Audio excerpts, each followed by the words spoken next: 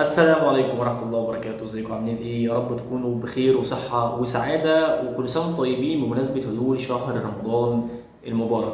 الحمد لله رب العالمين وفضله وكرمه علينا ان احنا قدرنا نخلص الدورة السابقة من كورس الفراسة وتحليل الشخصيات. والحقيقة ان انا سعيد جدا جدا جدا بالدورة او بالكورس ده بالتحديد. كان معايا مجموعة متميزة جدا من المتدربين الحقيقة، واللي اثبتوا كفاءتهم في اجتياز الكورس والاختبار النهائي للكورس، واللي الحمد لله يعني تخطى نسبة اجتيازهم للامتحان أو الاختبار النهائي بنسبة أكتر من 95%. فده بالنسبة لي كان شيء مفرحني جدا إن الناس وصلت لمستوى متقدم في اجتياز الاختبار. والحمد لله رب العالمين تم توزيع وتسليم الشهادات للكورس السابق من علم الفراسة وتحليل الشخصيات. وفي الفيديو ده انا يعني طالع علشان اشكر الناس على الاجتهاد والالتزام بالمواعيد، سواء في التدريب الاونلاين او حتى في الاونلاين ميتينجز اللي كانت بتتم مع المتدربين من الدول العربية، علشان نقدر نناقش فيها ايه التفاصيل او العقبات او يعني التشابهات اللي بتقف عليهم اوريدي في الكورس. فالحمد لله كانت النتيجة مرضية جدا ومبهرة جدا، وانا سعيد جدا جدا بده.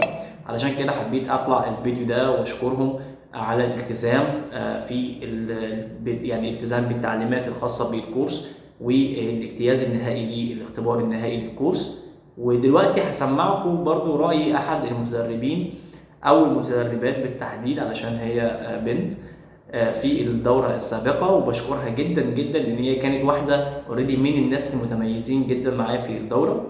وفي الاختبار النهائي اللي انا يعني ارسلته للمتدربين بتوعي، الحقيقه انا كنت حاطط صوره ليا في الاختبار، علشان انا شخصيتي فيها تفاصيل كتيره جدا، مش اي حد بالمناسبه بيقدر ان هو يوصل لادق التفاصيل دي. فهي كانت واحده من الناس الشاطره جدا اللي قدرت تجيب تفاصيل انا وانا بتفرج على او انا بصحح او براجع الاختبار بتاعها هي بالتحديد. الحقيقه كنت مبسوط جدا وسعيد لان هي جابت تفاصيل دقيقه قوي مش اي حد بيقدر يجيبها.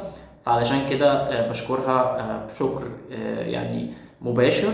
شكرا يا سدرة، انت كنت من الناس الشاطره جدا معايا في الكورس. فالحقيقه انا بشكرك جدا على حاجه زي كده، واكيد ان احنا في عام كامل من المتابعه، وده السيستم اللي احنا بنشتغل بيه مع المتدربين بتوعنا، ان بيكون في عام كامل من المتابعه المستمره، بيكون في اونلاين ميتينجز علشان نناقش برضه في تفاصيل لو وقف قدامك او قدامك اي حاجه، فاحنا بنكون مكملين عشان نقدر ان شاء الله نوصل للتوب ليفل في المجال يعني.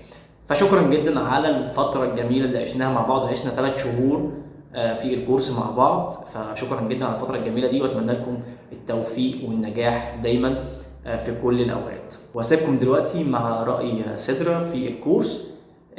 ولو انت عاوز تحجز معايا في كورس الفراسه علم البرسونولوجي، فدلوقتي تقدر تتواصل معايا على الارقام اللي بتظهر دلوقتي او على الارقام الموجوده في الديسكريبشن والواتساب. السلام عليكم ورحمة الله وبركاته. بداية حابة أعرف عن نفسي بصفتي متدربة عند الأستاذ إيهاب ومتبعة لكورس الفراسة. أنا سيدرا من سوريا، طالبة علم ومهتمة بشكل خاص بعلم الفراسة، وبدأت باتباعه من فترة تقريبا. كان من دواعي سروري العمل والتدرب مع الأستاذ إيهاب الغرباوي. بدي أقدم كل شكري وامتناني للأستاذ على الثقة والمصداقية الموجودة في تعاملاته وبتعليمه، وعلى المنحة اللي حصلت عليها بفضل الله أولا، وثم بفضله وهي اجتيازي لاختبار النظري لكورس الفراسة بنتيجة كتير عالية ومنيحة. وهذا الشي جعلني أكون متقدمة أكتر بالمجال، الحمد لله. علما أن فترة التدريب كانت ما تجاوزت 3 شهور، ومنهج التعليم كان غزير بالمعلومات والمحاضرات القيمة والصور التوضيحية. وأهم ما بيميز الأستاذ فعلا وتعليمه هو اهتمامه كتير بعمل اجتماعات خاصة دائما بعد حضور المحاضرات، ليعمل على توضيح والتوسع بشرح بعض الأفكار، وإعطاء كل طالب شو الشي اللي بيحتاجه، وشو الشي اللي هو الدعم اللي هو بيحتاج إنه ياخده لحتى يكون أفضل، وحتى يحسن من قدراته بشكل عام بالعلم وبالتحليل وبالربط وبكل شي بيخص المجال.